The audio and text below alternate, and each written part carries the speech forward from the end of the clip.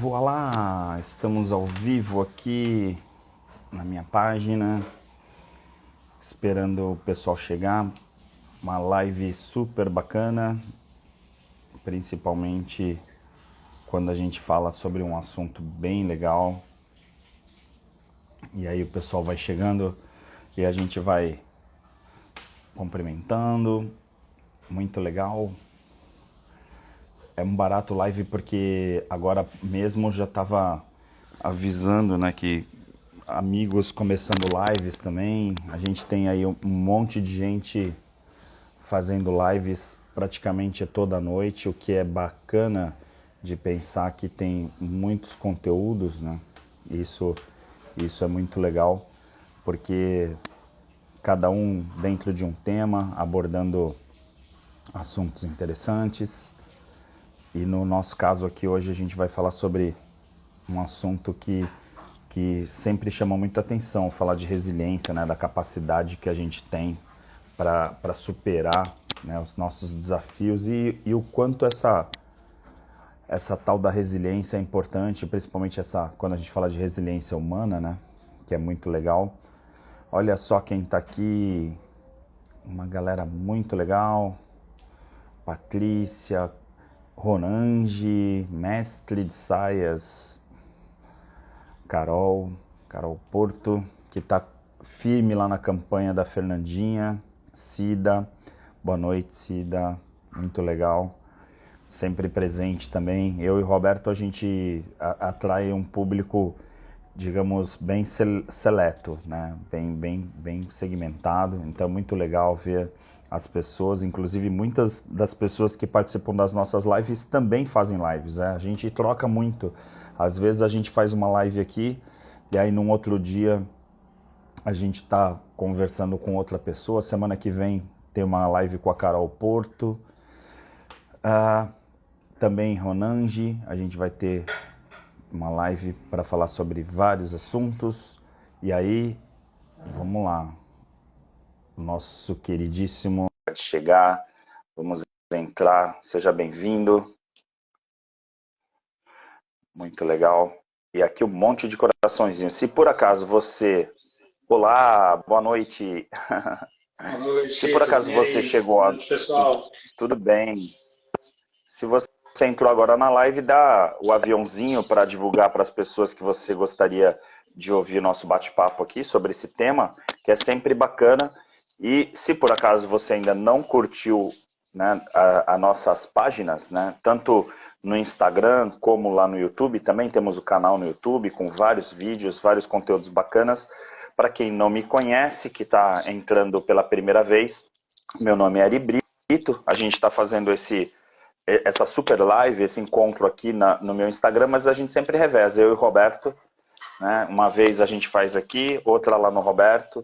Então, Roberto Debski e Ari Brito, é obrigatório você curtir, seguir os dois perfis, porque você fica acompanhando sempre as nossas super lives e os conteúdos muito bacanas que a gente traça sempre quando nós estamos juntos. A gente tem aqui um tema que a gente gosta de falar, que é sobre ansiedade, controle de ansiedade, porque a gente juntos realiza o projeto Calma. O Roberto tem vários projetos, e aí, claro, trabalho como médico, psicólogo, principalmente como facilitador de constelações, um dos principais trainers, né, tipo, formadores nesse segmento, então é um orgulho tê-lo aqui, sempre num tema bacana, legal. E a gente está colocando Super The Best, né, porque é The Best, mas acabou virando para a turma lá das constelações várias pessoas, os fãs do Roberto, na verdade. Os fãs ou as fãs, Roberto? Oi, Ari, pessoal, boa noite.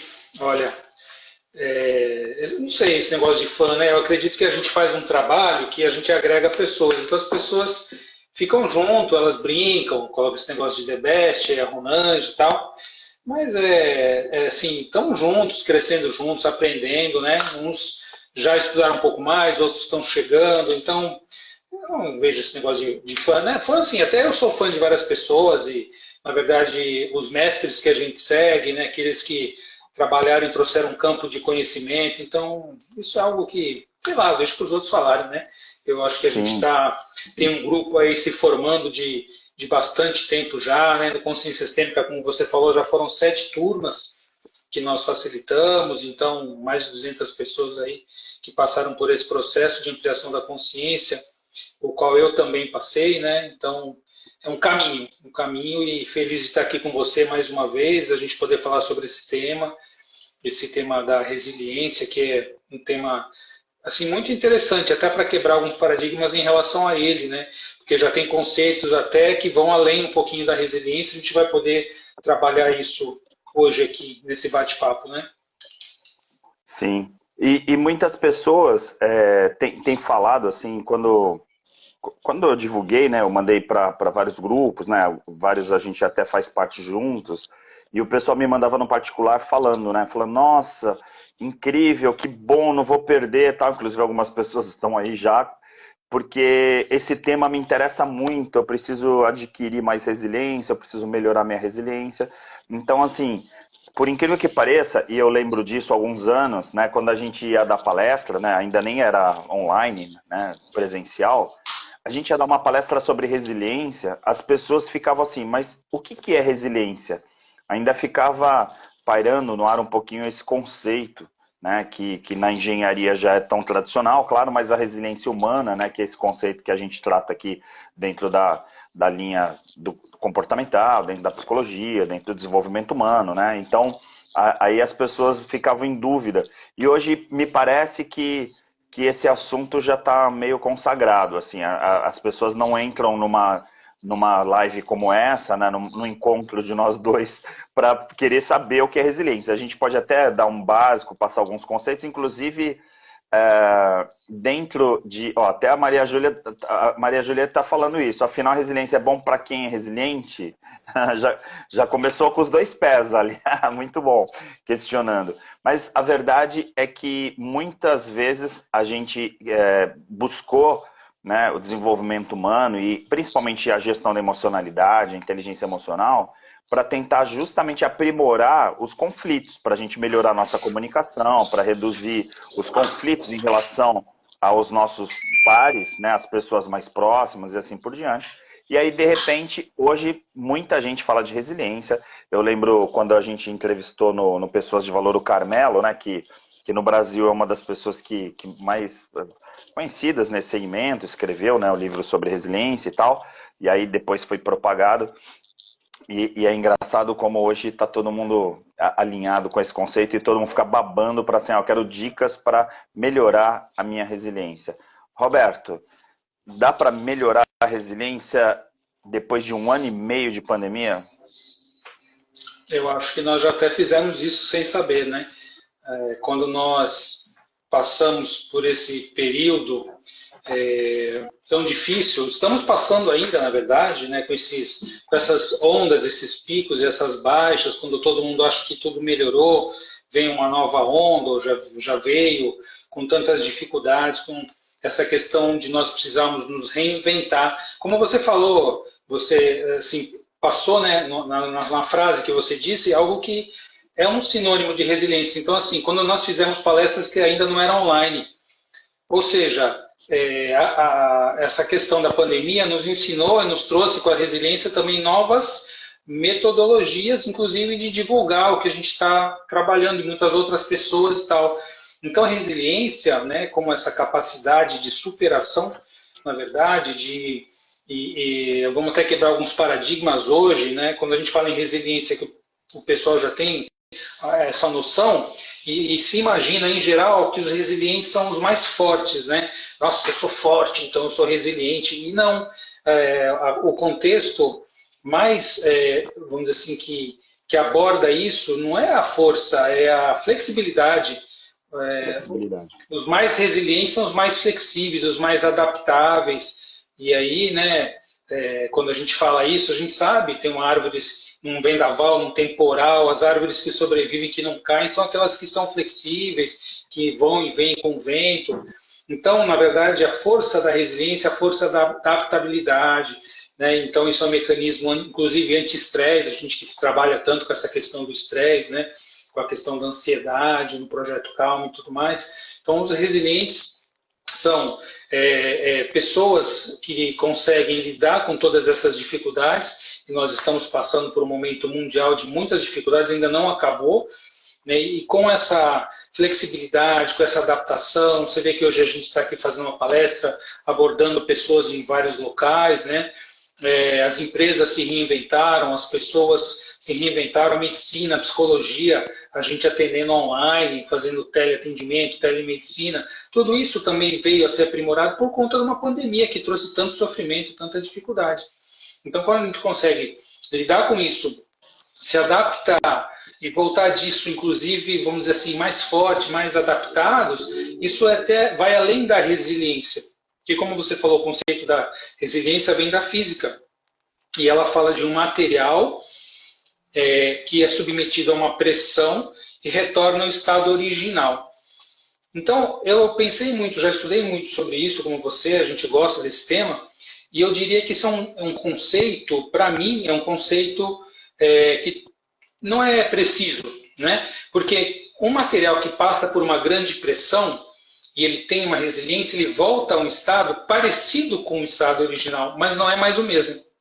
Não é Ele mais o sempre mesmo. tem um pouco, ele sempre perde alguma coisa da sua capacidade. O ser humano não. Por isso que a gente pode dizer que a alma talvez é o material mais resiliente do universo, né? Porque quando a gente se adapta e passa por um grande sofrimento, a gente não vai voltar ao que a gente era, mas a gente pode voltar no estado mais aprimorado, no estado mais sábio, quando a gente consegue utilizar com sabedoria, consegue aprender com essa experiência difícil. Então isso vai além da resiliência e até os termos mais recentes falam de um outro nome, antifragilidade, né? Se você quiser complementar esse termo, que é um termo novo, e é interessante, que eu tenho também algumas restrições quanto a ele. Eu gosto de pensar que quando a gente fala na neurociência, a gente tem um processo de aprendizagem muito relacionado às experiências. Então, assim, a gente aprende com as experiências. E quando a gente está passando por experiências que têm um impacto mais forte emocional, aí a gente então tem essa coisa de nunca mais nós seremos os mesmos depois daquela experiência, principalmente as experiências que trazem impactos emocionais. Então, assim, a relação da inteligência emocional com o aprendizado está muito claro, né? Então, assim, o processo cognitivo de a gente interpretar o que acontece com a gente tem muito a ver com as nossas emoções. Então, assim, como eu estou naquele momento, né? Como que está minha inteligência emocional naquele momento e o quanto aflorei as minhas emoções, para, de repente, poder ter uma percepção diferente daquilo que acontece. Por exemplo, uma pessoa pode me falar uma palavra um pouco mais agressiva, e se eu estou bem emocionalmente, de repente aquilo lá para mim não foi uma experiência tão grave ou tão grande quanto alguém que está.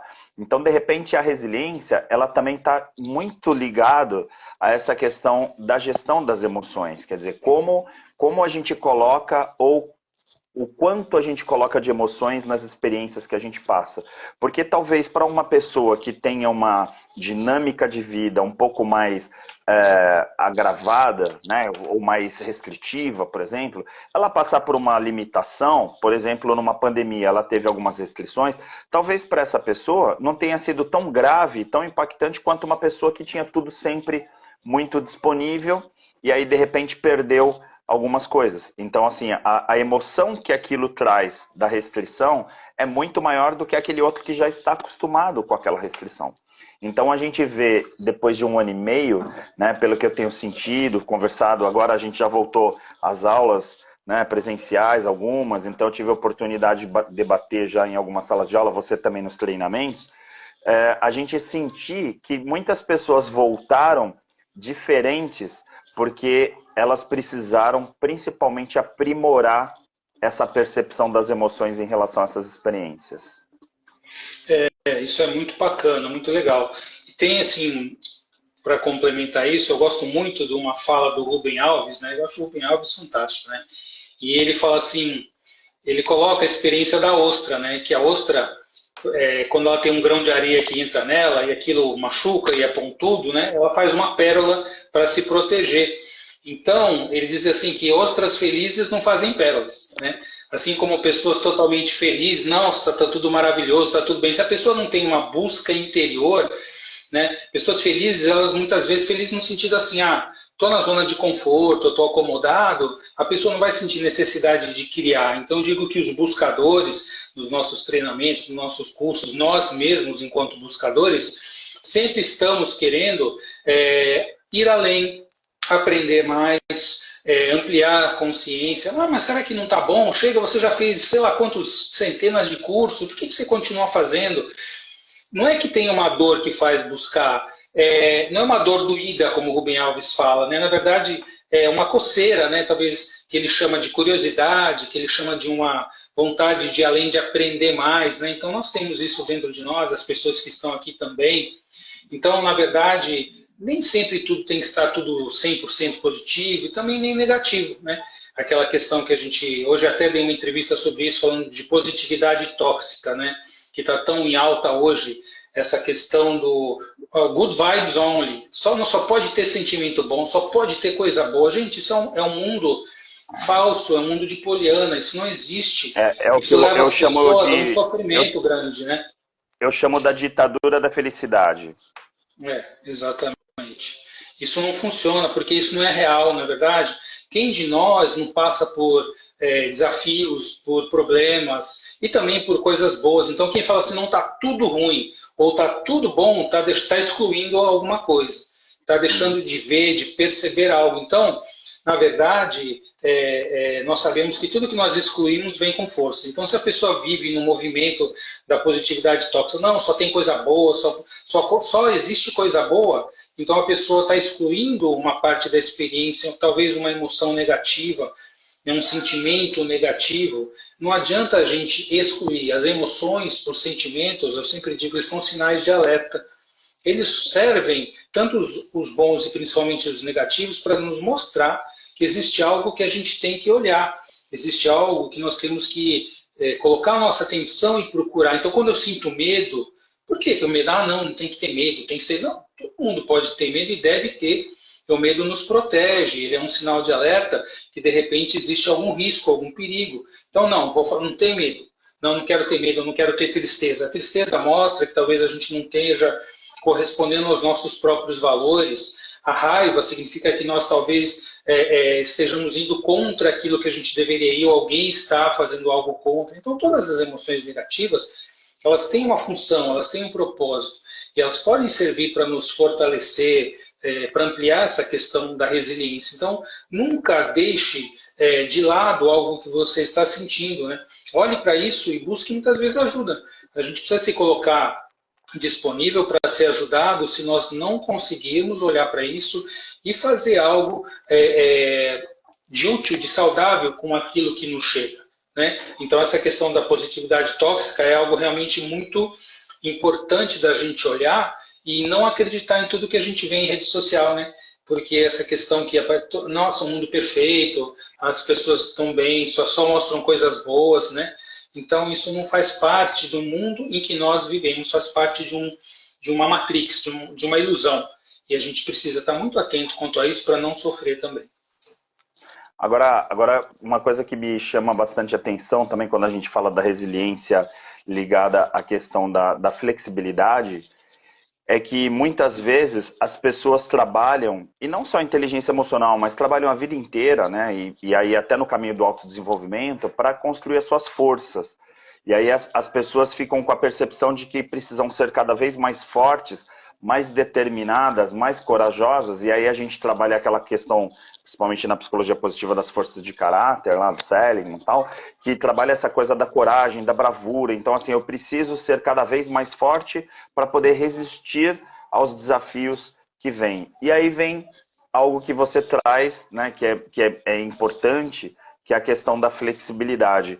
A flexibilidade está muito relacionada também à coragem. Às vezes a gente fica com a ideia de que uma pessoa flexível, que ela cede em alguns pontos, ela não é corajosa porque ela está abrindo mão de alguns dos princípios e valores, por exemplo. E na prática, né, e o curioso é pensar que uma pessoa que vai construindo resiliência com o passar do tempo e com a maturidade e com as experiências, ela vai percebendo que ceder é uma melhor forma de resistir às tempestades, muitas vezes. E aí, com as experiências que vêm ao ceder e a não ter só a sua própria opinião e o mundo ter que girar em torno do seu ego, aí a gente de repente vê uma outra percepção, que é a percepção do ego esvaziando e a pessoa então adquirindo uma resiliência. Porque, para mim, eu vejo um conflito muito grande de uma pessoa que vive no ego, que vive no eu, querer ser resiliente porque ela dificilmente consegue, no mínimo, concordar com as pessoas ao seu redor. Então, esse conceito que você trouxe, é legal a gente também, como dicas, né? A gente sempre traz dicas para os nossos internautas, falar que é importante entender que essa força e essa coragem está diretamente ligado à flexibilidade e não à resistência, né, Roberto? Exato. E olha, isso não é novo, né, Ari? A gente fala disso hoje, a psicologia positiva, a neurociência coloca isso, mas isso é tão antigo quanto a humanidade. E tem o Tao Te Ching, que é o livro do Caminho da Virtude, né, da filosofia oriental, ele tem de 3 a 5 mil anos de idade, é do início da civilização humana, né? E no capítulo 76 do Tao Te Ching, ele fala assim: o homem, ao nascer, é tenro e brando, ao morrer é rígido e duro. A erva, a madeira e os 10.000 seres, ao brotarem, são como a suave penugem do ventre do pássaro, e ao morrerem, são secos e murchos como uma folha seca. Por isso, os rígidos e duros são companheiros, né, da morte, os tenros e brandos são companheiros da vida. Então isso é Tao Te Ching, 3.000 a 5.000 anos atrás, falando da resiliência com um outro nome, num outro contexto, mas falando dessa suavidade, dessa flexibilidade. Quando a gente imagina, muitas vezes, no mundo de hoje, que você precisa ser forte, você tem que resistir, você tem que batalhar, e muitas vezes você, seguindo essa filosofia, ao se esvaziar e permitir, né, ser flexível, você vai conseguir superar de uma maneira muito mais eficiente, muito mais sábia, esses desafios do que se você quisesse bater de frente, brigar e tudo mais, né? E normalmente a resistência, né, tá muito relacionada à zona de conforto. Quer dizer, quando eu tenho a percepção do meu mundo e o meu mundo é do jeito que eu desenho, simplesmente, qualquer pessoa que vem bater de contra, né, numa posição contrária ou até divergente, essa pessoa refuta. Então, assim, é muito comum a pessoa não resiliente, ela também caminhar para a solidão, que é um ponto também importante da resiliência, que o resiliente, ele trabalha em equipe. O resiliente ouve as pessoas na sua volta, e aí a gente não fica com essa ideia do bambu, né, só da flexibilidade no sentido orgânico, mas no sentido vital, no sentido da alma, da resiliência, a gente tem que pensar que as pessoas que vão viver mais são as pessoas que conseguem se adaptar às pessoas que estão na sua volta, ou seja, se adaptar ao meio. Isso parece um pouco Darwin, né, Roberto? É uma coisa meio darwiniana. Mesmo, né? Mas, na verdade, a gente aqui falando de inteligência emocional, tem pelo menos aí uns 10, 15 autores que tratam sobre essa questão, né? Além do que você já citou e eu citei, mas a verdade é que a gente tem uma percepção de que as pessoas que vão viver mais, principalmente daqui para frente, e a gente sabe que as gerações que estão vindo vão viver muito mais do que as nossas gerações e as anteriores, e uma das questões que a gente percebe é que, de repente, essa flexibilidade para os mais jovens vai se tornando cada vez mais fácil do que para os mais antigos. Tem jovem que não é resiliente? Tem jovem que é resistente? Tem. Mas a gente ainda vê muito burro velho por aí, né, Roberto? Eu acho que é questão de aprender, né? De aprender, de se adaptar mesmo. Os jovens hoje, eles têm um caminho, se nós formos pensar, com todo o aprendizado que a humanidade traz, né? A questão de poder utilizar isso de uma maneira mais sábia.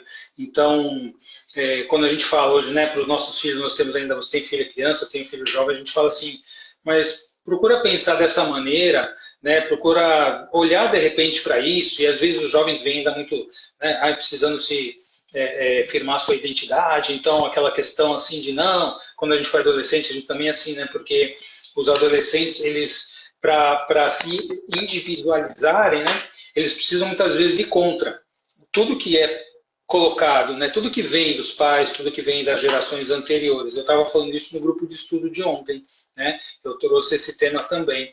E depois, com o tempo, a gente acaba muitas vezes repetindo o mesmo padrão familiar, né, colocando até a parte, né, colocando parte sistêmica também. E a Elis Regina cantou isso também, né, quando ela cantou lá Como Nossos Pais.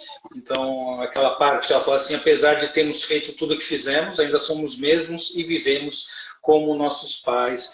E quando a gente consegue ir além do que os nossos pais viveram, né, tomar essa permissão e conseguir fazer um pouco diferente, isso também é mostra que a gente chama de má consciência na sistêmica, que é uma mostra de flexibilidade também, porque a gente se permite poder mudar os paradigmas, mudar os padrões, as crenças familiares. Isso também é resiliência, é conseguir ir além de um jeito diferente para criar um novo padrão. E às vezes isso dói, às vezes é difícil, né?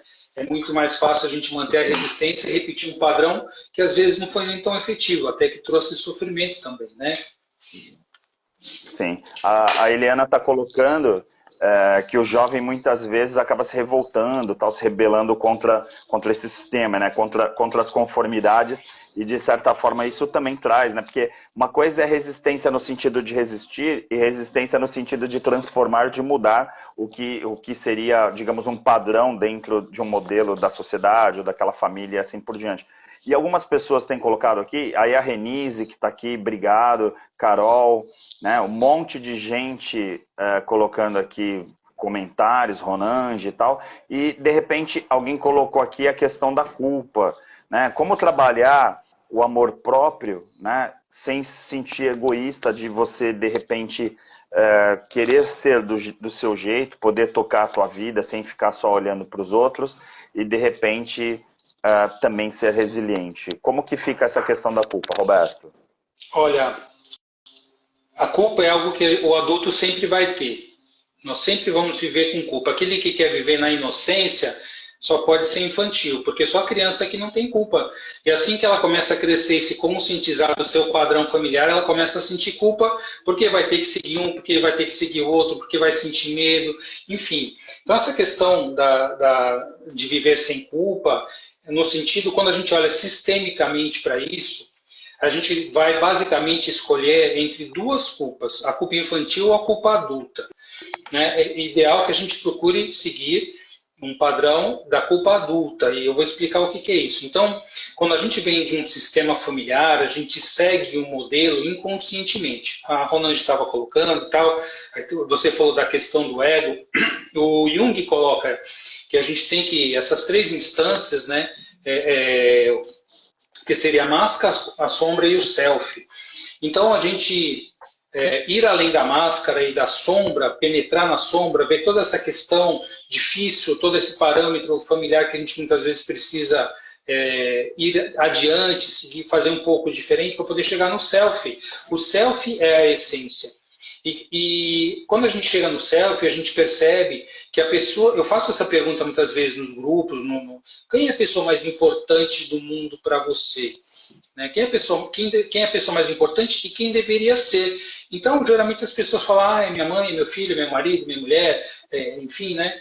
E você fala assim, mas como é que você vai dar para essas pessoas algo de bom, de valor, se você não se acha a pessoa mais importante? Você não tem amor próprio o suficiente para poder transbordar isso e compartilhar isso com as outras pessoas, né? Então, essa questão de você ir além da culpa é quando você sabe que você tem um sentido, tem um propósito, né?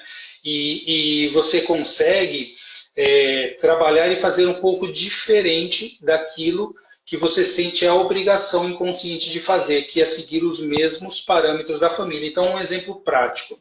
Se a minha família tem dificuldades em relação aos relacionamentos, né? Então, os meus avós tiveram relacionamentos ruins, meus pais tiveram relacionamentos ruins, a probabilidade de eu viver relacionamentos ruins de um modelo parecido com o da minha família, de repetir separações ou de viver junto com um relacionamento infeliz, tudo é muito grande. Porque quando eu faço isso, de alguma maneira, isso não é bom para mim, eu vou me sentir mal, mas eu vou ficar com a consciência tranquila que eu estou fazendo igual a todo mundo. E essa consciência tranquila, a gente chama na sistêmica de boa consciência. Não porque ela é boa, mas porque ela é leve, me deixa leve, repetindo um padrão até mesmo de sofrimento do meu sistema. E aí, quando eu sigo esse padrão, eu vou sentir culpa. Do quê? de não me abrir para a possibilidade de viver um bom relacionamento, por exemplo. E aí, se escolher, então, eu vou viver um bom relacionamento. Tudo bem que minha família tem um padrão de viver maus relacionamentos, de sofrimento, de traição, etc. Mas eu escolho viver um bom relacionamento. Eu escolho fazer um pouco diferente do meu sistema. Eu vou sentir culpa? Também vou sentir culpa. E aí, a culpa de quê? É de, entre aspas, trair o padrão da minha família, de fazer diferente. E aí a minha consciência vai ficar talvez pesada, porque eu estou fazendo diferente deles. Porém, isso vai ser bom para mim. Por isso que a gente chama de má consciência, não porque é ruim, mas porque ela fica pesada de não seguir os padrões da minha família, né? Então, é importante a gente olhar para isso. Como é que a gente pode fazer? É tomar essa autorização, que a gente trabalha isso tanto na sistêmica, né? Tomar a autorização do sistema e fazer valer a pena tudo o que foi vivido. Então, se as pessoas sofreram no nosso sistema familiar, e sofreram, passaram por guerras e perdas, tiveram que abrir mão de uma série de coisas, eu não preciso fazer igual no sofrimento. Eu posso Roberto, buscar um caminho mais saudável, diferente. Uma coisa que é legal de pensar, né, dessa coisa de reprodução, é que nem sempre a gente às vezes tem um problema de consciência de não reproduzir, né, o que os nossos pais, os nossos valores que vieram, né, dos nossos ancestrais, vamos chamar assim. Mas, de certa forma, a gente vê essa relação, né, da resiliência nos relacionamentos, onde fica muito fácil de observar, por exemplo, nos casais, relacionamentos de pais e filhos, essa questão de quando você está colocando força, quando você está colocando ego, e quando você está esvaziando o ego, esvaziando essa força para trabalhar a compaixão, para trabalhar o amor, porque a resiliência tem muito a ver com isso também. E muitas vezes as pessoas ficam com um estereótipo de resiliência sempre relacionado à força, e aí muitas vezes ligado à agressividade e determinação. E, no fundo, nos relacionamentos, a gente precisa muito mais compaixão, a gente precisa ouvir e entender muito o outro para poder ter, então, um ser único, né, um casal, que depois tenham filhos e tal, e isso acaba muitas vezes se perdendo. Por quê? Porque o casal fica numa competição para quem que manda nessa relação. Eu sou o dono do relacionamento ou a minha esposa é a dona da relação? E aí fica uma relação hierárquica, né, entre os dois. Você já falou também em outros momentos sobre essa questão da hierarquia, e acaba se invertendo alguns processos, e às vezes os filhos acabam mandando até nos pais, e aí se perde completamente a noção de família, totalmente a noção de grupo. Agora eu queria trazer, Roberto, para a gente poder falar um pouquinho, as pessoas que nos seguem, agora tá bombando aqui a live, né? Tem um monte de gente, você deve estar vendo aí os coraçõezinhos, um monte de gente escrevendo aqui. Eu, particularmente, tenho que ter muita resiliência para ver todo mundo que está escrevendo, dando boa noite, mas tem um monte de gente super conhecida aqui, muito legal. Mandar um abraço para todas as pessoas. Tá aqui gente falando assim, meu, não sei, não estou conseguindo acompanhar o raciocínio, que vocês são muito doidos. Tá doideira aqui.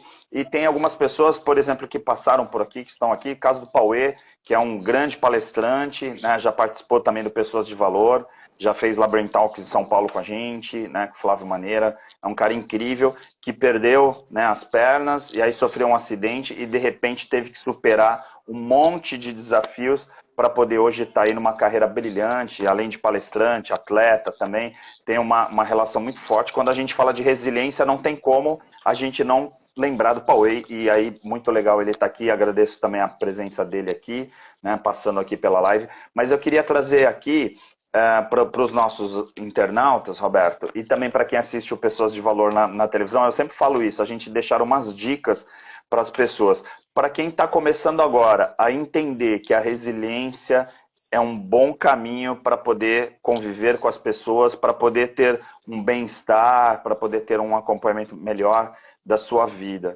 Que dica que a gente poderia dar para quem está começando nesse caminho do bem-estar? Olha, são tantas possíveis dicas, né? Eu vou ficar com algo que você falou para, por exemplo, como é que colocar resiliência na relação de casal, né? Você estava falando da questão de um se achar maior, querer dominar. Quando a gente entra nessa dinâmica numa relação de casal, ou muitas vezes numa relação de amizades, a gente precisa entender o seguinte: quando tem a hierarquia, e quando tem equilíbrio de troca na relação, que são duas das três leis sistêmicas da vida, né? Tem o pertencimento, que é a primeira, a hierarquia, que é a segunda, e o equilíbrio de troca nas relações, que é a terceira. Se você fala de relações de casal, por exemplo, são pessoas equivalentes. Você não tem um maior e um menor, ou não deveria ter. Porque se você entra numa relação de casal em que um é maior que o outro, um se sente menor, um se sente maior, isso vai acabar com o tempo rompendo a relação. Por quê? Porque a relação de casal é um equilíbrio de troca horizontal e ambos precisam ser equivalentes. Não são iguais, são equivalentes. Né? Então, se você tem o poder, não, eu preciso ter poder, então eu quero ser maior, eu preciso ser maior que o outro, e o outro tem que ser dominado. Isso se chama amor ao poder. Né? Quando numa relação de casal saudável, você tem que usar o poder do amor, e o poder do amor em ordem, como falou Bert Hellinger, amor saudável é amor em ordem.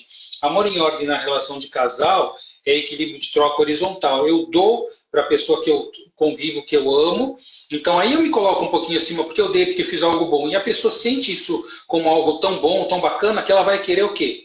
Retribuir. Né? E aí você precisa ter uma abertura, né, inclusive até para abundância, que abundância são dois verbos, a roda da abundância é o dar e o receber. Né? Então a hora que eu dei e o outro recebeu, qual é o equilíbrio de troca? Agora é ele que vai dar, nossa, eu gostei tanto, fiquei tão feliz, aí eu dou um pouquinho a mais. E aí eu recebo e falo, nossa, que bacana, como eu estou feliz, né? Porque essa relação está fluindo. Então eu dou um pouquinho a mais. Mas não é competição.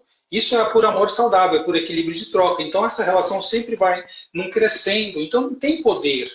Jogos de poder, jogos de dominação, jogos de agressão, de violência, porque toda relação que vai para uma relação abusiva, ela acontece por quê? Porque um sente que tem que ter poder sobre o outro. Agora, quando alguém precisa ter poder na relação de casal, na relação profissional, no mundo como um todo, a gente vê tantas pessoas com sede de poder, que querem ser poderosas e grandes, por quê? Porque no fundo elas são vazias de poder pessoal, do eu, do self. Elas se baseiam num estereótipo de poder externo, exercer poder sobre o outro, porque ela não consegue nem exercer um equilíbrio sobre ela mesma. Então, todos aqueles que se mostram muito fortes, muito poderosos, no fundo, é para esconder uma falta, uma percepção de falta de força. E aí elas usam isso na relação com os outros, de casal, de família, de profissional, no mundo político, por exemplo, né? E não precisa nada disso. Então, essa é uma dica que a gente dá. Olhe para as relações. Se você vive relações em que existem jogos de poder e tem que haver poder de um sobre o outro, veja o que em você sente que está faltando de poder pessoal e próprio, para ter uma troca equilibrada nas relações. Uma coisa que eu queria falar também, até colocaram, né, que às vezes o resiliente é visto como trouxa, né, no sentido de ceder, tal, numa relação ou no campo profissional, tal, a gente acaba passando a ideia assim, aquele lá é bobão porque, né, sempre vai valer a minha opinião e não do outro. E resiliente não é isso, né? Então, assim, a gente tem que tomar esse cuidado também, porque a flexibilidade também, sem derrubar, por exemplo, seus princípios e valores, seus propósitos e assim por diante. Sim. E aí eu queria trazer um pouquinho para esse campo também, porque é importante de a gente entender a questão do propósito, porque às vezes ele é que coloca o tempero para você poder reconhecer e assumir a tua resiliência, ou seja, você ter uma razão de estar fazendo aquilo, uma razão de você estar com aquela pessoa, porque a flexibilidade ela está justamente na relação de prazer que você vai ter do ganho daquela ação que você está tendo naquele momento que você está participando. Por exemplo, eu estou fazendo uma live aqui, e aí eu e o Roberto, a gente está discutindo aqui, a gente brinca muito, né? Principalmente eu, Renise, o pessoal, a gente às vezes está falando assim, flow, né? O pessoal da psicologia positiva fala muito do flow, né? Que é essa ideia do Mihaly, de você estar numa autorrealização fazendo aquilo, você não está mais fazendo pelo outro, né? Eu não estou fazendo aqui a live por causa da audiência, ou então por causa de alguém, ou por causa da profissão. Eu estou fazendo simplesmente porque isso me realiza. E aí, nesse momento, a resiliência vem de uma forma mais transparente, mais cristalina, porque a gente começa a pensar o seguinte, poxa, a internet hoje não está muito boa, o que eu posso fazer? Será que eu vou conseguir fazer num lugar, né, que tem uma melhor internet? Então eu estou colocando em jogo a minha resiliência. Eu estou tentando me adaptar, me flexibilizar aos diversos desafios de acordo com o propósito que eu estou colocando naquela ação. Porque muitas vezes a pessoa que tem baixa resiliência, e aí fica então a minha dica, né? O Roberto já deu uma, vou dar uma dica para você, entre aspas, testar a sua resiliência, é ver se o que você está fazendo, que você precisa de resiliência, você está fazendo porque te realiza ou não, te traz bem-estar ou não. Porque às vezes é teimosia, não é resiliência. E aí eu gosto muito de fazer essa comparação entre determinação e teimosia, que às vezes você coloca determinação numa atividade, só que não tem nada a ver com o teu propósito, não tem nada a ver com nada. Você só está fazendo aquilo pelo ego. Ah, eu vou fazer porque eu preciso aparecer ou eu preciso de um resultado X. E aí, então, acaba a tua resiliência sendo artificial ou até superficial. Quando a gente coloca propósito, é assim, meu, eu quero muito fazer isso, né? E aí, então, isso me realiza. Eu vou fazer um treinamento, é um treinamento super difícil e tal, mas eu vou passar por tudo aquilo porque eu quero me aprimorar. Então, eu estou querendo me desenvolver. Então, eu vou fazer aquele treinamento. A gente fica um final de semana inteiro numa imersão, fazendo um monte de dinâmicas. Claro que é cansativo. Claro que é difícil. Não é fácil para ninguém, nem para quem está aplicando, nem para quem está fazendo. Agora, a questão é a seguinte, você quer melhorar? Você quer se desenvolver? E aí tem um monte de gente que tem uma resiliência baixa. Por quê? Porque nem sabe qual é o seu propósito aqui na Terra. Olha, isso é tão importante que você está falando, Ari. E não tem como a gente que fala nesse tema, né, você falou do propósito, eu acho que o propósito, o sentido daquilo que a gente faz é capaz de nos levar a um grau extremo de resiliência assim, fantástico. Né? E não tem como deixar de dar o exemplo de uma pessoa que talvez seja uma das mais resilientes que a gente conhece, né? Que é o Viktor Frankl, que é aquele psiquiatra e psicoterapeuta austríaco, né? Que viveu na Segunda Guerra, ele era judeu, foi preso em campo de concentração, ele, a esposa, a filha, né, junto com milhões. E quando ele foi, eu contar brevemente a história dele, para quem não conhece, ele esteve no Brasil antes de morrer, na década de 80, e lá no campo de concentração era uma situação assim, extrema, né? Você teria que ser assim, resiliente grau máximo para poder sobreviver, porque 98 a 99% das pessoas que iam para um campo de concentração morria por diversos fatores, ou até no próprio extermínio no gás, mas às vezes de doenças mesmo, por causa do frio, da desnutrição, das condições de falta total de higiene, das condições emocionais, de um estresse assim, extremo. E ele se colocou ali, ele colocou para ele assim, ele falou, eu vou procurar sobreviver nesse lugar. E para isso ele se colocou um propósito, ele colocou um sentido. Eu vou sair daqui com dois propósitos fundamentais. O Viktor Frankl, depois ele coloca isso nas obras dele, Em Busca do Sentido, O Sentido da Vida, que são livros muito legais de ler. Ele coloca assim, primeiro porque eu quero reencontrar minha esposa, minha filha, quero reencontrar minha família. E segundo, porque eu preciso contar para o mundo isso que aconteceu aqui, para que isso nunca mais se repita. Então ele colocou isso como um propósito, um sentido para ele, que ia talvez fazê-lo sobreviver a tudo isso, e realmente fez, foi esse propósito assim que ia além dele, né? Porque não era só para ele. Então ele falou, vou encontrar minha família, eu preciso reencontrar e preciso levar essa história para o mundo, né? Para que não façam isso novamente, porque isso é muito ruim. E aí para isso, ele atuou lá como um médico, né? Ele procurou ajudar as pessoas que estavam lá, que naquele grau de estresse excessivo ficavam totalmente sem consciência do que estavam fazendo. As pessoas, por exemplo, morriam de tifo, de cólera, né? Naquele meio totalmente contaminado. E aí ele conta, uma das histórias que ele conta no livro dele é assim, tinha boatos, né? Eles ouviam e notícias assim tal. Lembrar que isso era em 1944, né? Que o campo de concentração deles ia ser liberado, que a Alemanha estava perdendo a guerra, que os aliados iam chegar. Então isso trazia uma grande esperança para as pessoas que estavam presas ali no campo de concentração. E aí ele tinha um amigo que estava assim totalmente eufórico com isso, ali esperando e tal. Olha, em janeiro o campo vai ser liberado. E eles estavam, acho que em novembro, outubro, novembro, ou seja, daqui a 2, 3 meses. E esse amigo muito animado. Quando começou a chegar perto da data, e eles viram que isso estava muito longe de acontecer, esse amigo dele foi deprimindo, ele foi ficando triste, ele foi ficando quieto, ele pegou cólera e em uma semana ele morreu. Ou seja, até mesmo os mecanismos imunológicos, eles estão totalmente ligados a essa percepção de resiliência, a imunidade está totalmente ligada ao emocional. E então ele observou isso, que as pessoas que conseguiam sobreviver eram aquelas que tinham um grande sentido, um propósito que ia muito além delas. Que quando a gente fala dos níveis do Maslow, quando a gente fala nos níveis neurológicos da PNL, é algo que vai até além da identidade, é algo que nos conecta com um sentido, com algo maior do que nós, né? Então, Viktor Frankl foi um cara assim extremamente resiliente. A gente pode falar de Mandela também, tantos outros aí, né? Que se colocaram a serviço de algo muito maior, se colocaram a serviço da vida. E não tem força maior do que isso que amplia a nossa resiliência, né? E aí a gente está falando, por exemplo, de uma pessoa que está no campo de concentração, que teria tudo para resistir lá, ser forte e querer lutar contra, e foi flexível, né? Que é aquilo que a gente está falando justamente, que a gente está colocando aqui a força e a flexibilidade, não como um oposto um do outro, mas como complementares, e que a gente tem que imaginar que, assim, a gente tem que ser forte, claro que tem que ter força, mas a flexibilidade está muito relacionada à questão da inteligência emocional, porque a força efetivamente está relacionada ao teu integral, né? Ao teu ser como um todo. Agora, quando a gente fala de flexibilidade, tem a ver com as atitudes. Porque você pode ser, e eu já vi pessoas muito fortes caírem por causa da flexibilidade. Nas artes marciais a gente vê muito isso, esse estudo. E aí tá aí os orientais, né?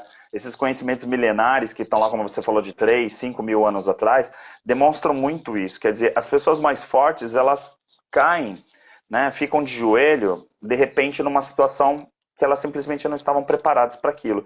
E aí, então, a flexibilidade de você poder conduzir essas coisas. Então, para mim, né, eu diria que o autoconhecimento trouxe, né, e eu tenho visto isso nas milhares de pessoas que passam pela gente, né, nos treinamentos, nas palestras que a gente dá, é um pouco essa percepção de que a vida vai ficando cada vez mais saborosa e vai ficando cada vez mais interessante quando a gente aprecia as experiências que tem pela frente. E isso não é uma visão poliana, como você falou, quer dizer, não é o positivismo como algo maravilhoso, tal, porque isso é imbecilidade.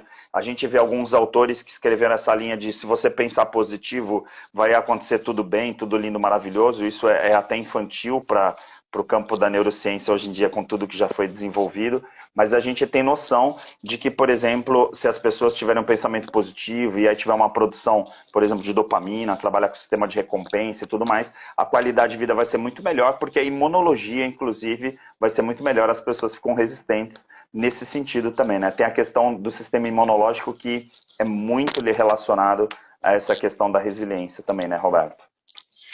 Sim, sim. E claro, quando a gente fala, não é um positivismo tóxico, nem o mundo da poliana, cor-de-rosa. Mas quando nós. Claro que quando a gente foca em alguma coisa, aquilo se torna parte do que a gente vive, do que a gente percebe. Então, é óbvio que não é que vai acontecer tudo se eu simplesmente visualizar e pensar positivo. Com certeza não. Mas quando eu coloco o meu pensamento, o meu foco em algo, então aquilo se fortalece, né? Porque tem um pressuposto até na PNL que fala que a energia flui para onde a atenção está. Então isso tem até uma história, né, que eu gosto de contar a respeito disso. Então tinha uma pessoa que tinha um mestre e o seu aprendiz ali sentado na beira da estrada, muito tempo atrás, né, séculos atrás, ali onde tinha as caravanas, né, e no Oriente, e aí uma pessoa chegou e falou: vou fazer uma pergunta para o mestre. Mestre, olha, eu estou saindo dessa cidade para ir morar nessa outra. Então, eu estou na estrada indo para lá. O que você pode me dizer dessa cidade para onde eu estou indo? Aí o mestre falou para ele assim: então me fala um pouco de onde você está vindo. Né? Ah, olha, é uma cidade ruim, eu estou mudando porque as pessoas, elas se metem na vida dos outros, porque elas são maldosas, porque elas querem sempre te dar uma rasteira, porque elas fazem mal para os outros. Aí o mestre falou: olha, eu sinto muito, mas essa cidade para onde você está indo é exatamente do mesmo jeito. E aí a pessoa cabisbaixa seguiu a viagem. Daqui a pouco vem um outro, né? E o aprendiz só olhando para o mestre, aprendendo ali com ele. E aí vem outra pessoa: mestre, eu gostaria de saber, eu estou indo daquela cidade para aquela outra cidade, mudando, e eu queria saber como é que é para eu me preparar, né? Aí o mestre falou: então me fala de onde que é que você vem, como é que é essa cidade? Nossa, as pessoas são tão bacanas, são tão boas, são amigas, elas ajudam umas às outras, elas dão força. eu estou até triste que eu tenho que mudar, mas é por conta de uma questão de família, que eu estou indo para essa outra cidade. Como é que será que é? Olha, fica tranquilo, porque essa cidade que você está indo é uma cidade maravilhosa, as pessoas, elas são amigas, elas se ajudam e se fortalecem. E foi embora, ele foi feliz embora. E o aluno olhou para o mestre e falou, mas mestre, você está mentindo? Porque essas pessoas vieram, esses dois da mesma cidade, estão indo para a mesma cidade. Por que você fala que um é assim, a cidade e o outro é outro? Aí o mestre falou assim, mas a cidade é como a pessoa é. Então, na verdade, né, o foco que você tem, o que vai fazer? É mágica? Não. Mas quando eu foco isso, quando eu foco no lado bom que as pessoas têm, eu vou conseguir enxergar aquilo nelas. Então, todos os movimentos, todas as evidências, as minhas ações vão ser nesse sentido. Então, eu vou sintonizar com esse tipo de experiência. E quando eu tenho negativo, não, as pessoas vão me trair, as pessoas são maldosas, eu já vou olhar aquilo nas pessoas, então a minha experiência, as minhas reações vão ser desse jeito. Então, na verdade, é claro que a gente constrói a experiência através dos mapas de mundo que a gente já tem, crenças, valores, metaprogramas. Somos espelhos, né? Exatamente. Nós somos espelhos. Sim. A gente Por aí, tem muito né? essa coisa do olhar, né? Quer dizer, claro, aí não é a questão só do pensamento positivo, mas também é do significado que a gente dá para as coisas que acontecem, né? Também, porque aí eu gosto muito de falar, principalmente no Marca, né? Que a gente fala de ressignificar as coisas, porque às vezes as pessoas estão olhando só para o negativo e tem acontecido coisas maravilhosas. E aí, de repente, você não consegue olhar para as coisas positivas. E aí, essa metáfora é muito bacana justamente porque trabalha essa visão de que qualquer cidade que você saia e para qualquer cidade que você vá, tem muito mais a ver com o teu interior do que efetivamente a geografia que você vai se localizar. E aí, isso me traz um pouquinho outro campo dentro da resiliência, porque eu tento ser o menos acadêmico possível. Tem pessoas aqui elogiando, olha só, né, Micaela falando assim, ó, extraordinário conhecimento, obrigado pelo compartilhamento de tanto conhecimento, obrigado, agradecer tantas pessoas, né, incrível, assim, olha, excelente metáfora, Roberto, Sanderley, muita gente cumprimentando aqui, parabenizando. Por sinal, tá bombando, né, o chat aqui, um monte de gente. Até fico... Às vezes a gente fica com aquela preocupação, e a gente já discutiu sobre isso, de quem que assiste a nossa live, né? Para quem que a gente está falando. E já faz um tempo que eu até discuto isso muito com todas as pessoas que eu faço live para mim. Então, assim, o quanto eu aprendo quando eu converso contigo, o quanto eu aprendo quando eu faço live com a Renise, com o Tuti, com o Zé, com o Flávio Maneira, com todas as pessoas que a gente faz live, né? E mesmo o programa, porque cada programa, Pessoas de Valor que a gente faz, por sinal você estava falando do Frankl, esse final de semana a gente vai falar sobre Viktor Frankl por causa do Setembro Amarelo, né, que está falando, esse mês a gente está falando sobre suicídio, não tem como não tocar nesse assunto, e resiliência tem muito a ver com essa questão do suicídio, né, da questão dos extremos, de até onde você consegue conviver com o teu sofrimento, e a gente falou muito do Viktor Frankl, e aí o Tuti trouxe também, porque ele é autor do livro Faz Sentido para Você, né, um livro que fala justamente sobre essa questão do sentido, e aí para mim, trazer essa questão da resiliência nesse momento, também que eu acho que a gente dá um upgrade, assim, de se a resiliência tem a ver com flexibilidade, e a flexibilidade tem a ver com inteligência emocional, a gente pode partir do princípio que as pessoas mais flexíveis, elas têm uma inteligência emocional melhor ou mais desenvolvida do que as pessoas que não são tão flexíveis?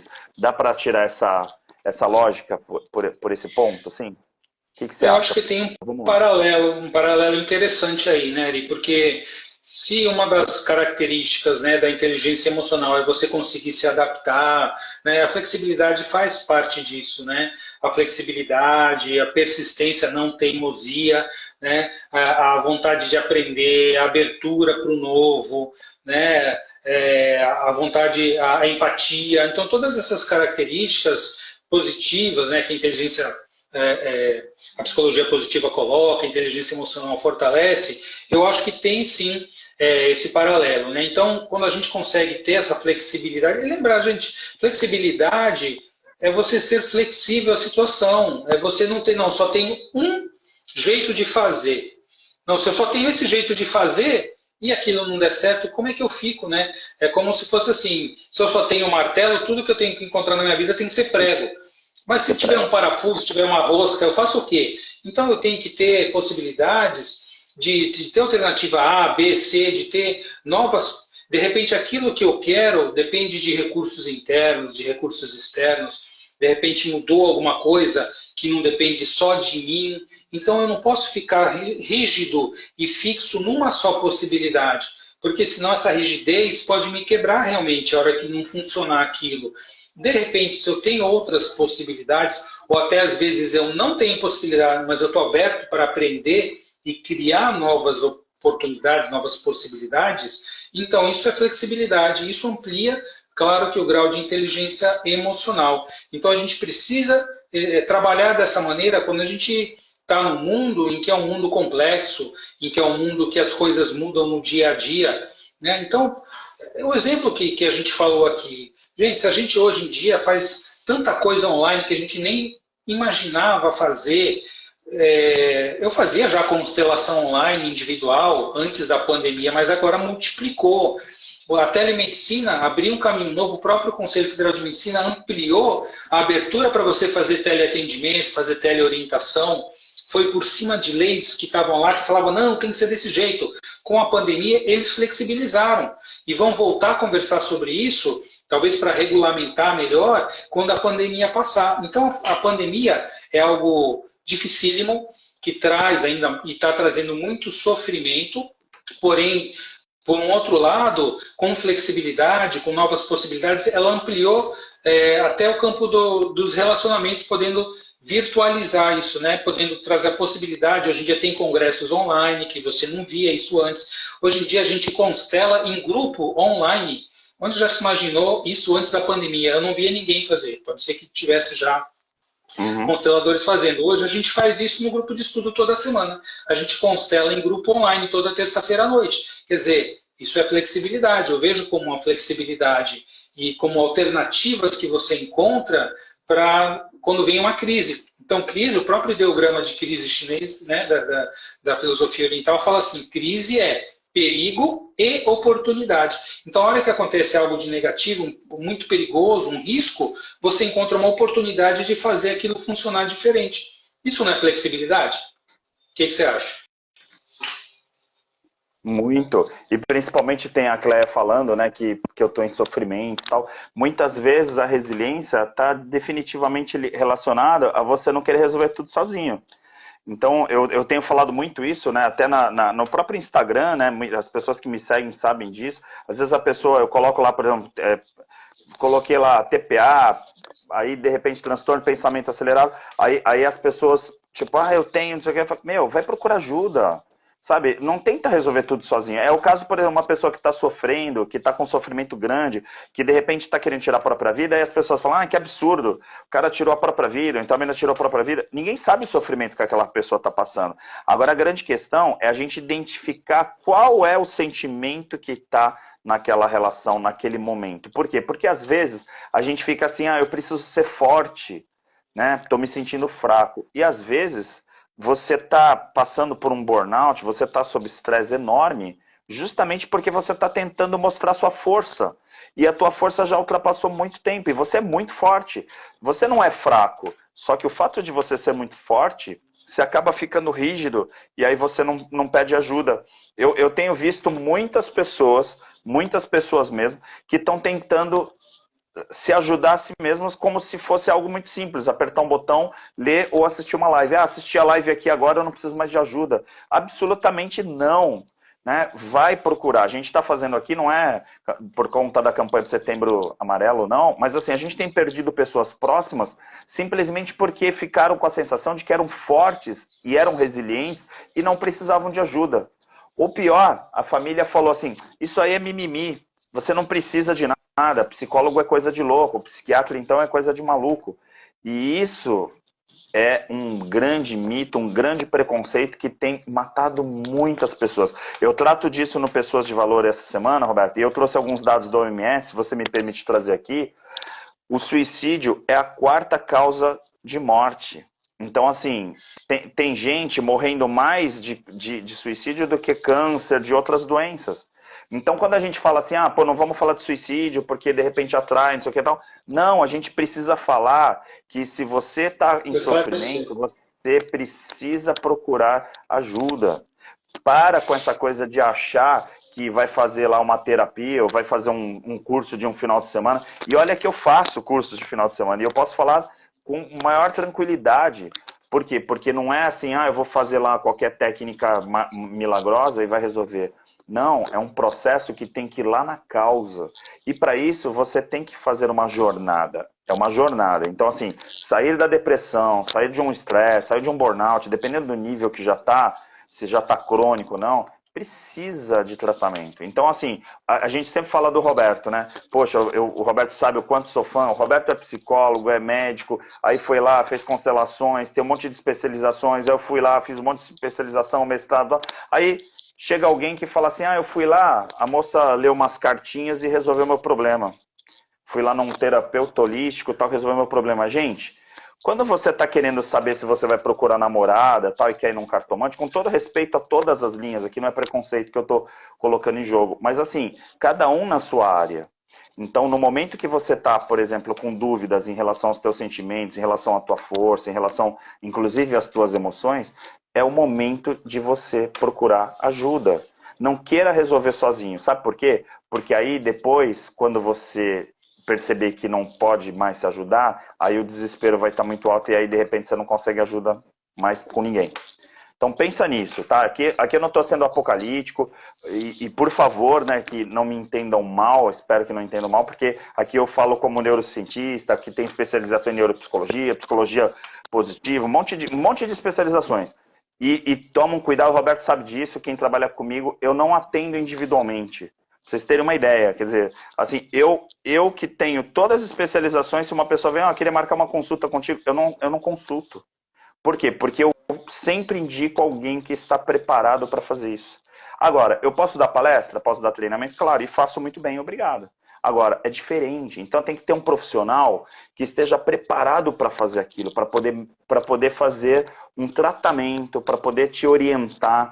E aí, gente, vamos combinar que precisa ser gente com conhecimento suficiente para isso e também esteja preparado para isso. Então, quando a gente fala de resiliência, não pensa assim, eu não sou resiliente, então tá tudo bem, ou então eu sou resiliente, tá tudo bem. Não é essa a equação que a gente está colocando aqui. Roberto, desculpa se eu fui muito prolixo nessa fala, mas eu acho que a gente precisa colocar um discurso também nessa linha. Sabe por quê? Porque senão as pessoas ficam também ouvindo lives por aí e tem gente falando de tudo o tempo inteiro. A gente já conversou outro dia até sobre isso. Cara, você não fez anos e anos de medicina, se especializou, fez um monte de coisa para uma pessoa achar que, por exemplo, o teu grau de conhecimento é igual uma pessoa que vai apertar um botão ali e chegar com uma solução mágica. Eu acho muito importante isso que você colocou, né? Faz todo sentido mesmo. E até, eu vou dizer assim, o que eu vejo, né? Uma pessoa forte, mesmo resiliente, é até mesmo aquela que se permite viver a sua fraqueza momentânea. Né? Então eu vejo que eu não estou bem, eu preciso de ajuda. Não, vou ser forte. Não, ser forte é saber o que você precisa fazer. Então, nesse momento, você vai procurar ajuda profissional. Né? A gente sabe muito bem que as pessoas, por vezes, assim, compra um livro, faz um treinamento, faz alguma coisa assim muito rápida, aquilo alivia aquela pressão instantânea que a pessoa está sentindo, desabafa com um amigo, e aí, nossa, que nem a panela de pressão que você puxou ali, a válvula, saiu aquela pressão que estava ali predominante, e a pessoa acha que está bem, mas não. Por quê? Porque o fogo continua ali e aquela pressão vai aumentar novamente. Então, nesses momentos, a gente precisa saber o seguinte: todo mundo, em algum momento, e eu conheço pessoas, eu também já passei por isso, mesmo tendo feito medicina e psicologia, de precisar de ajuda. E a gente precisando de ajuda, a gente vai buscar ajuda.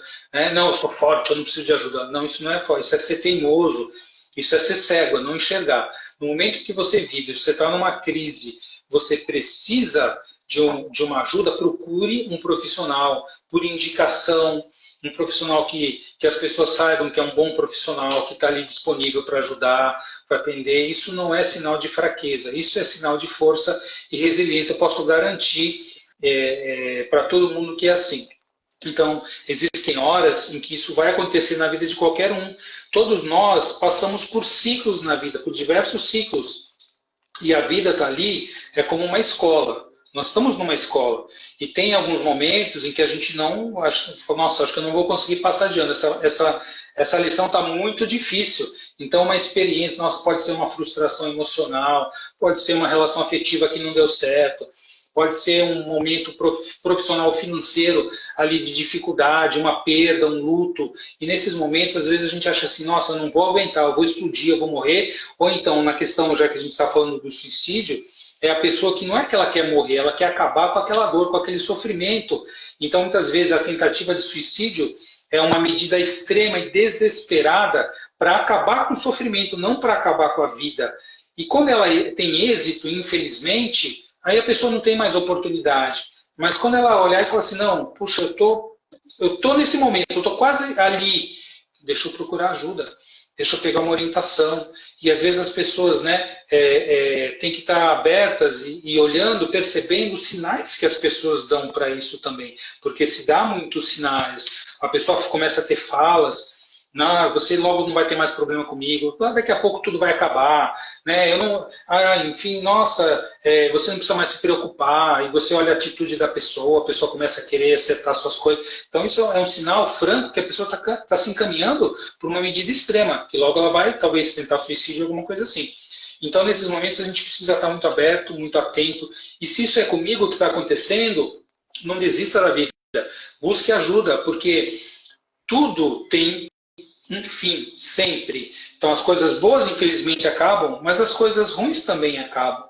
Nada permanece para sempre. A vida é sempre um alto e baixo. Então tem momentos que a gente vai estar melhor e tem momentos que a gente vai estar pior. Né? Quando a gente está muito adoecido, aqueles momentos são muito extremos. Então o próprio transtorno bipolar, por exemplo, a pessoa vai da euforia para a depressão. Tudo isso hoje em dia tem tratamento. Tudo isso pode ser, a pessoa pode ser ajudada, se ela for aberta para ser ajudada. Isso é um sinal de força. Reconhecer a nossa fraqueza, o nosso momento de fragilidade é um sinal de muita força também. Então, é uma dica, né, que fica também para as pessoas pensarem nisso. E eu acho que nesse momento as pessoas ficam com ódio quando eu falo isso nas nossas palestras, né, Roberto, nos treinamentos e tal.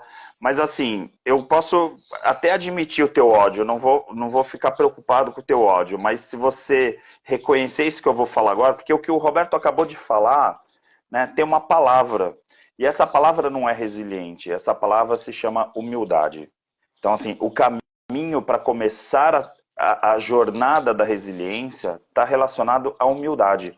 A humildade de reconhecer que você não está pronto ainda para poder superar todos os desafios, né? Ter sabedoria para procurar ajuda no momento que você precisa.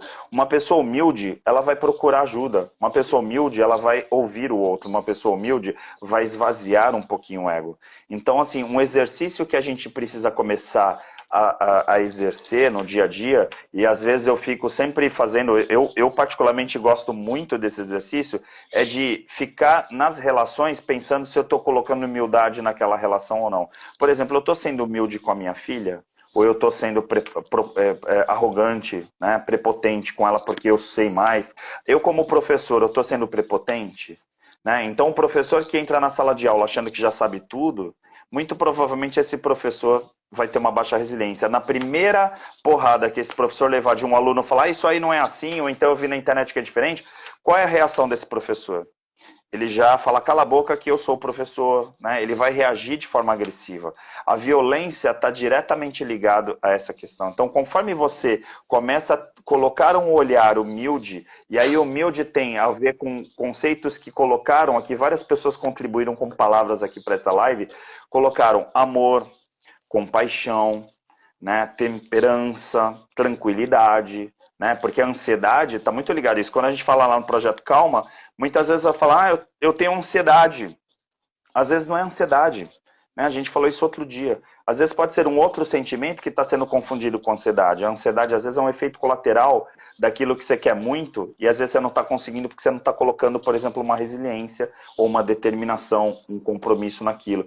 Então, assim, buscar as coisas e começar a fazer essa autoanálise é um bom caminho para você começar a perceber a tua resiliência também. Se você diminuir a tua arrogância, diminuir o teu ego e começar a analisar como que você se relaciona com as diversas pessoas e os diversos meios que você tem, você começa a enxergar lá no final do túnel a tua resiliência. porque aí, de repente, aquele patrão ou aquele chefe que parece ser super autoritário já começa a não ser tanto, porque você já tirou o teu ego. Você não quer mandar mais do que ele. Você não quer ser, quem é esse cara para mandar em mim, né? A gente ouve isso nos locais de trabalho. Quem é esse cara? Quem é você para estar falando isso para mim? De repente, é uma pessoa mais experiente, ou que tem outras experiências que você não tem. E aí a humildade de ouvir essas pessoas para poder ter essa flexibilidade, porque a flexibilidade começa quando eu abro os meus ouvidos para escutar. Aí lembra o Arquitetando Emoções que a gente fala, né? Fala que eu te escuto, né? A gente precisa escutar mais as pessoas e escutar com o coração. E acho que resiliência tem muito a ver com isso, né, Roberto? E quando você fala dessa palavra tão fundamental que é humildade, a gente lembra que humildade vem de humus. Humus é terra, né? E a terra, quando a gente fala dos 8 trigramas na filosofia oriental do I Ching, né? A terra, sim, dos trigramas são feitos de 3 elementos. Ou é um elemento fixo, né, que é a polaridade Yang, ou é um elemento vazado, que é a polaridade Yin. Então é o Yin e o Yang. A terra são 3 Yins, ou seja, são 3 elementos vazados. Então, ou seja, a terra, ela recebe, ela está aberta para receber. É o mais yin de todos, né? Porque você pode ter uma combinação de 3 a 3, são 64. Né? Na verdade, são 8 trigramas, e quando você faz o hexagrama, são 64 possibilidades no I Ching.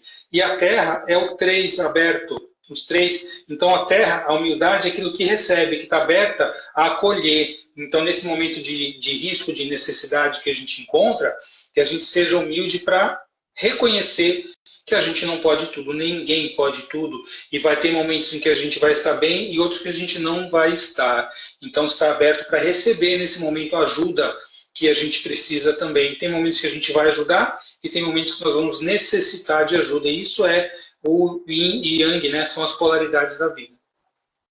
Perfeito. Cada live é uma enciclopédia. A gente vai chegando no final sempre com a sensação de que esse assunto poderia ir a noite inteira, né? A Cléia coloca humildade e gratidão, claro, sempre, né? A gente fala gratidão, é importante. Eu sempre falo lá na positiva, na psicologia, que é amor, perdão e gratidão. Se você conseguir amar, se você conseguir perdoar, se você conseguir agradecer, com certeza você expande muito a sua mente, porque realmente teu estilo de vida, né, teu bem-estar muda absurdamente. Queria agradecer, Roberto, pela tua presença. Hoje eu fui anfitrião, né? A próxima é tua. A gente já combinou, a gente acabou fazendo 2 seguidas aqui, a gente não viu por causa do feriado, acabou fazendo 2 aqui no meu Instagram, pois as 2 próximas vão ser lá no Roberto, então já fiquem. Quem ainda não seguiu, segue lá o Roberto Devsky no Instagram, também no YouTube, a gente tem um monte de vídeos, tem um monte de coisa. Logo, logo a gente já está com a agenda presencial também com o Projeto Calma, mas o Roberto está com os grupos já, com estudo. Fala um pouquinho quais são os projetos, Roberto, fala da agenda aí para quem tiver interesse, já deixar registrado aqui na live também para a gente ir partindo para o final. Ari, gratidão minha de participar sempre com você, sempre aprendo, né? É uma troca muito bacana. E nessa questão do trabalho em conjunto que a gente faz, isso é tão importante. Eu acho que a gente consegue agregar um ao outro, né? E trazer essas possibilidades, cada um na sua área de atuação. Nós estamos voltando com os grupos, então toda terça-feira eu tenho ainda um grupo de estudo, um encontro sistêmico online, desde a pandemia, agora ele é online, a gente estuda, a gente traz temas do dia a dia. Esse tema da terça-feira, de ontem, foi por que os meus relacionamentos afetivos não dão certo, então a gente viu sobre a visão sistêmica. Sempre vai ter algum tema que a gente vai trazer com a visão sistêmica e uma constelação no final, online, né? Agora, grupos presenciais a gente já voltou mês passado e esse também. No dia 18 de setembro, nós vamos fazer a Lanceira Integral, no Elbor, né? Um grupo presencial de constelação. Grupo presencial de constelação sábado o dia inteiro. Então, estamos voltando aí aos poucos, mesclando os grupos online, os grupos presenciais, aprimorando aí para recomeçar a fazer os cursos também. A vida gradualmente vai voltando a um novo padrão aí possível. Que eu não vou dizer que é um novo normal, mas assim, vai continuar mesclando o mundo online, que a gente já aprendeu que tem as suas vantagens também, e voltando pouco a pouco, conforme as pessoas forem sendo vacinadas e tudo mais, para o presencial também, né? Então fica aí o convite para quem quiser. E se a gente fez 2 vezes na sua casa, a sua casa é minha casa e com a minha casa é sua casa. Então isso aí não há problema algum, não. Boa.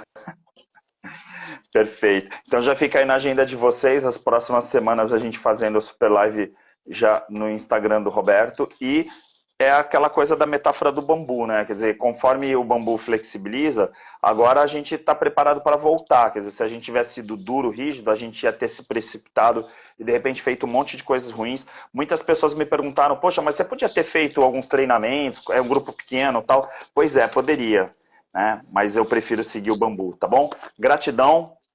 Boa noite para todos vocês. Olha só, até aqui o celular já caindo aqui. E aí a gente volta na próxima semana, tá bom? Forte abraço. Obrigado para todos que participaram aí, um monte de mensagens. Depois a gente vai respondendo conforme vai dando aqui pelo pessoal, tá bom? Obrigadão, um forte abraço para todos vocês. Um abraço e depois para todos. divulguem para as pessoas que não assistiram, que vai ficar aqui no IGTV à disposição para quem não assistiu ao vivo, tá bom? Forte abraço. Tchau.